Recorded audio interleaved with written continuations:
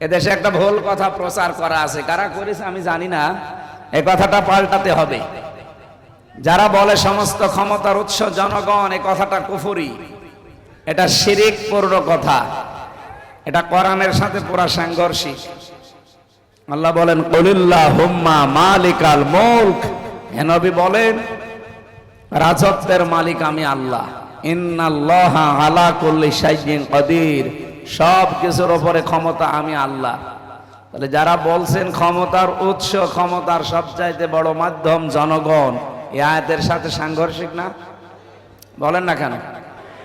আবু জেহেল আল্লাহ আছে, আসমান জমিন আল্লাহ বানিয়েছে, এটা বিশ্বাস করার পরেও আল্লাহর আইনের সাথে, শক্তির সাথে, পাওয়ারের সাথে শিরিক করার কারণে, অংশীদার স্থাপন করার কারণে ও যদি মুশরিক, ওরে আল্লাহ জান্নাত দেবেন, এটা ফাইনাল। কথা বলেন না কেন? তাহলে আমরাও যদি ওই রকম বিশ্বাসে থাকি আল্লাহ আমাদের জান্নাত দেবে, তাহলে এটা অবিচার হয়ে যাবে না? যেন আমাদের যাদের এই বিশ্বাস আছে ক্ষমতার উৎস জনগণ, আমরা এক্ষুনি পাল্টিয়ে যাব। ক্ষমতার উৎসকে আরো জোরে বলেন।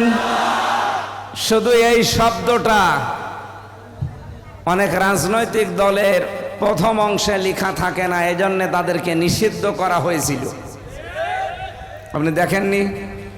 বাংলাদেশ জামাতে ইসলামী এই শব্দটা লিখতো না, ওরা লিখতো সমস্ত ক্ষমতার উৎস আল্লাহ।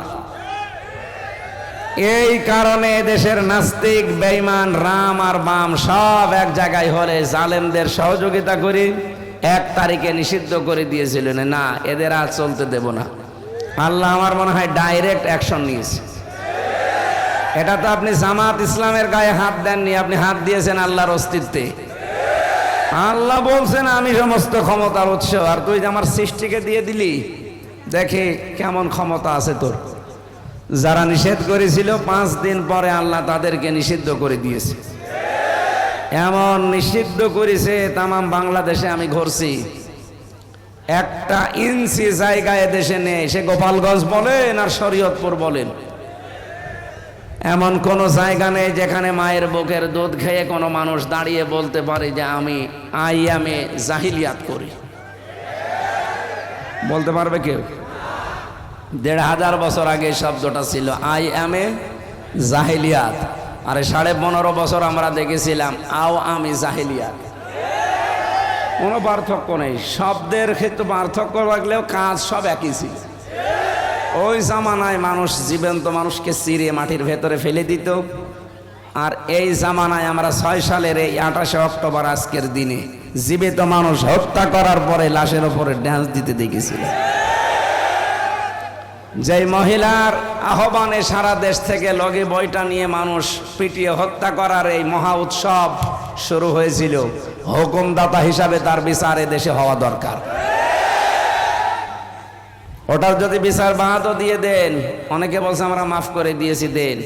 24 সালের 5 আগস্টে এই যে 1770 জন মারা গেল, আমার কুষ্টিয়ায় আমার সামনে 16 জন মারা গেছে। এই যে সাক্ষী বসে আছে, এর মাথায় এখনো গুলি আছে, এর শরীরের পিঠের দিকে দেখেন এখনো ঝাঁঝরা গুলি আছে।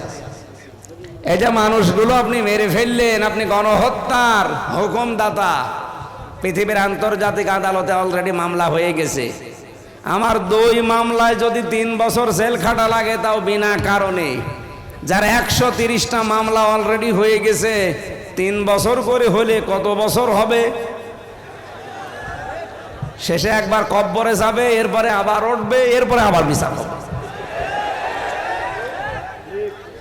এই জন্য গণহত্যার সাথে যারা জড়িত, বিশেষ করে কতগুলো হত্যাকাণ্ড 2006 থেকে 2024 পর্যন্ত আমার এই যে সব রেকর্ড করা আছে মোবাইলে, এগুলো যদি আমার মনে হয় এই দেশের মানুষ একটু দেখে আর বোঝে, কোনো দিন এই সন্ত্রাসী সংগঠন যারা আছে তাদের উপরে সিম্পিতি আসবে না। এখনো অনেকে বলছে না এটা করা কেমন হবে। আরে ভাই, আপনার ছেলে যদি এরকম মরে যেত আপনি বুঝতে পারতেন, আপনার ছেলে যদি এরকম আয়না ঘরে থাকতো তাহলে আপনি টের পেতেন। এই জন্য কোনো মানুষ যদি অপরাধ যারা করেছেন তারা আমাদের কাছে আসলে অনেকে এখন বলছে হুজুর আস্তাগফিরুল্লাহ পড়িয়ে দেন, আমারে তাওবা পড়িয়ে দিন। আমি আস্তাগফিরুল্লাহ পড়িয়ে দিলাম, আপনার তাওবা হয়ে গেলে না, জীবনও হবে না। কারণ আপনি তো আমার কাছে অপরাধ করেননি, আপনি অপরাধ করেছেন জনগণের কাছে। আমি আস্তাগফিরুল্লাহ পড়াবো কি জনগণের থেকে না আল্লাহর এই কালাম দিয়ে? আমি আস্তাগফিরুল্লাহ পড়াচ্ছি আল্লাহ রসুলের কালাম দিয়ে। হবে কি করে? আপনি কি আল্লাহ রসুলের কাছে দোষ করেছেন? দোষ করেছেন জনগণের কাছে। এই জনগণ যতদিন মাফ না করবে, আর মাফ পাওয়ার যে পদ্ধতিগুলো আছে এটা যতক্ষণ অ্যাপ্লাই না হবে আপনার মাফ হবে না। আমি একটা হাদিস বলছি, মিলান তো, এই খুব খেয়াল করে শুনবেন। নবীদের কাছে এক যুবতী মেয়ে এসে বলে, হে রাসূল, আমি জিনা করে ফেলেছি, আপনি আমাকে মুক্ত করেন। তার মানে আমার উপরে জিনার যে বিচার আছে এটা কায়েম করে দেন, তাহলে আমি মুক্ত হয়ে গেলাম। হাদিস হচ্ছে পৃথিবীতে যে যে অপরাধ করবে ওই অপরাধের শাস্তি যদি দুনিয়ায় এসে পেয়ে যায়, মরণের পরে আল্লাহ ওই বিচার আর করবে না। এই মেয়েটা বেশ ভালোভাবে বুঝেছিল। মুসলিম এই মেয়েটি অন্যায়টা যৌবনের তাড়নায় যে কোনো ফাঁদে পড়ে করে ফেলেছে। ডাক দিয়ে বলেন, হে রাসূল, আপনি আমার উপরে বিচার শুরু করেন, আমি মুক্ত হতে চাই পাপ থেকে। আলেম যারা আছে বলেন তো, নবীজিকে ওই সময় বলতে পারতেন, ওই এ কথা মানুষকে আর বলবা না, গোপনে পাপ করেছো, গোপনে আস্তাগফিরুল্লাহ পড়ে নিবা, হয়ে যাবে, বলতে পারতেন না? বলেছিলেন না? মহিলা তিনবার আসার পরে নবীজি তিনবারই ফেরত দিলেন। তিনবারই মুখ ঘুরিয়ে বললেন, না চলে যাও, মেয়েটি নাছোড় বান্দা, বিচার চাই। বিশ্বনবী বললেন, তুমি জিনা করার পরে গর্ভবতী হয়েছো? বলে হ্যাঁ। তোমার নাই দোষ আছে, এই পেটের সন্তানের তো কোনো দোষ নেই, বাড়ি চলে যাও, যতদিন সন্তানটা ডেলিভারি না হবে আমার কাছে আসবা না। খুব খেয়াল করে মেলাবেন, সারা রাত বাসনার দরকার নেই, এই 2 মিনিটই যথেষ্ট। মেয়েটা যখন খালাস করেছে সন্তান, ডাক দিয়ে বলে, নবী আপনি তাড়াতাড়ি আমারে মুক্ত করেন, এই দেখেন আমার ছেলে। নবীজি বললেন, 2 বছর তোমার স্তনের দুধ তার খাওয়া লাগবে, এটা কোরআনের নির্দেশ। ওয়াল ওয়ালিদাতু ইরদি'না আওলাদাহুন্না হাওলাইনি কামিলাইনি লিমান আরাদা ইউতিম্মার রাদা। পৃথিবীর মেয়েদের উপরে আল্লাহর আদেশে তাদের বুকের দুধ খাওয়ানো লাগবে সন্তানকে 2 বছর, কিন্তু এই দায়িত্বটা আল্লাহ দিয়েছেন বাবাকে। না মানে এখানে মুযাক্কার শব্দ আছে, আই ইউতিম্মার রাদা লিমান আরাদা, আই ইউতিম্মার রাদা। আল্লাহ পাক বলেন পুরুষকে, বাবাকে আমি দায়িত্ব দিলাম তারা যেন 2 বছর দুধ খাওয়ায়। বাবার ওই যন্ত্রপাতি আছে, খাওয়াবে কি দিয়ে? এই আয়াত কি ভুল নাকি? তাহলে আপনি প্রমাণ করে দেন।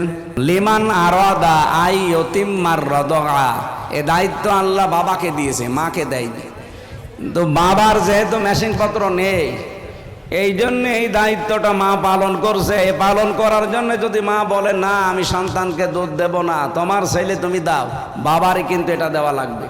বাবার নেই, এই জন্য যদি মা টাকা দাবি করে, সম্পদ দাবি করে যে আমার পারিশ্রমিক হিসাবে 2 বছর দুধ খাওয়ালে 2 লাখ টাকা দেওয়া লাগবে, এই বাবার তাই করা লাগবে। এটা মাইকে বললে ওদের কানে আওয়াজ যাবে, শেষে আমিও ধরা খাবো। কারণ আমার এই 20 দিন আগে একটা হয়েছে, যেভাবে চালাচ্ছে চালাক, ছাতা বলে আমি ধরা খাবো। কোরআনে আছে, এই জন্য আমি করলাম এটা। এটার দায়িত্ব কিন্তু আল্লাহ মাকে দেয়নি, দিয়েছে কাকে? বলেন বলেন।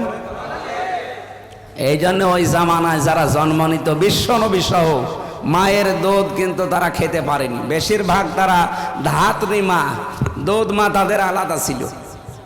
তাদেরকে দুধ মার কাছে নিয়ে 6 মাস, 1 বছর, 2 বছর এভাবে রাখতো, ওরা লালন পালন করে দিত, দুধ খাওয়ানো, প্রতিপালন করা, মাসে মাসে তাদেরকে টাকা দেওয়া লাগতো।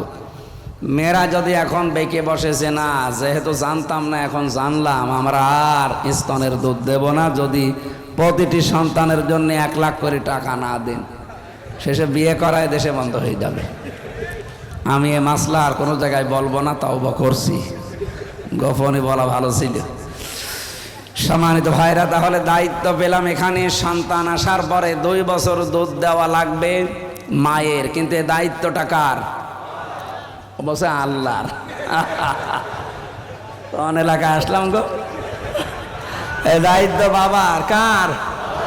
বাবা যদি টাকা পয়সা খরচ করে হলেও দুধ খাওয়ানো লাগে, কাউকে ভাড়া করে খাওয়ান আর আপনার স্ত্রীটা খাওয়ান, টাকা পয়সা দিয়ে খাওয়ালেও খাওয়ানো লাগবে, কারণ এই হক আল্লাহ আপনাকে দিয়েছে। বাবাকে, কাকে?